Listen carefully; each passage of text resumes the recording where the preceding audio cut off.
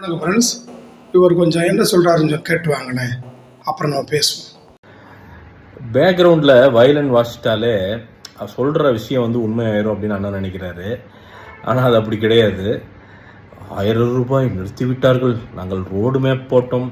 நீங்கள் எதுக்கு மேப் போட்டீங்க, எந்த ரோடு எங்கே போகும், இதெல்லாம் எல்லாத்துக்கும் தெரியும். ஜனங்களுக்கு தெரிஞ்சங்காட்டிக்கு தான் இன்றைக்கி வந்து கொண்டு போய் கூப்பில் உட்கார வச்சுருக்காங்க.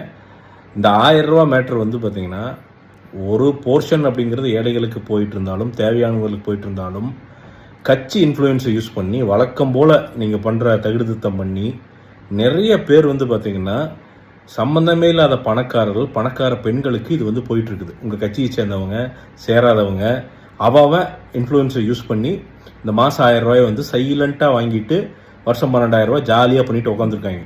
இவங்கெல்லாம் யார் கரெக்டாக வந்து போய் சேருதா தப்பாக போகுதா எல்லாம் பார்த்து ஃபில்ட்ரு பண்ணி போகிற அந்த 1 கோடி ப்ளஸ் பேர் மொத்த பேருமே அவங்களுக்கு வந்து பிரயோஜனமாக இருக்கணும் அப்படின்னு வந்து இந்த அரசாங்கம் நினைக்குது. அது நல்ல விஷயம். கண்டிப்பாக டைம் எடுத்து ஃபில்ட்ரு பண்ணி தேவையானவங்களுக்கு, ஏழைகளுக்கு, அடித்தட்டு மக்களுக்கு இது போய் சேர்றதுக்கு இந்த அரசாங்கம் வந்து உறுதி செய்யணும்.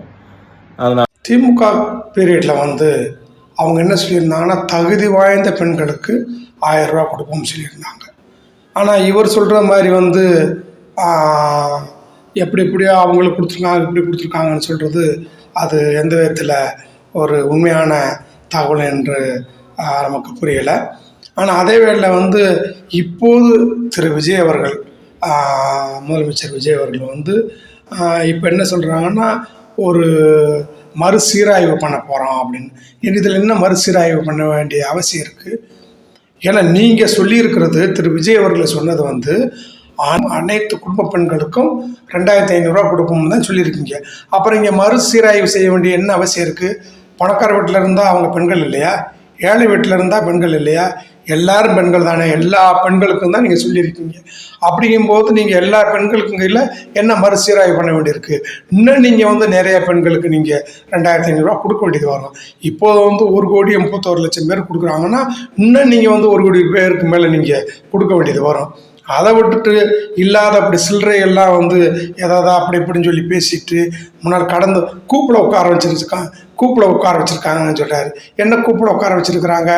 இது திமுகவுக்கு வந்து முதல் முறை கிடையாது. வெற்றி தோல்வி எல்லாத்தையுமே அவங்க அந்த கட்சி பார்த்தது தான். ஒன்றை மாதிரி ஆளுக்கு தான் இது புதுசாக இது கூப்பில் உட்காந்துருக்காங்கன்னு சொல்லலாம். இப்போவும் வந்து எதிர்க்கட்சியாக உட்காந்துருக்காங்க. அவங்க கேட்குற கேள்விக்கு நேரடியாக சட்டசபையில் பதில் சொல்ல முடியாமல் திணறிக்கிட்டு இருக்கிறதா இன்றைக்கி இருக்க தாவேகா அமைச்சர்கள், முதலமைச்சராக இருக்காங்க. இதை விட்டு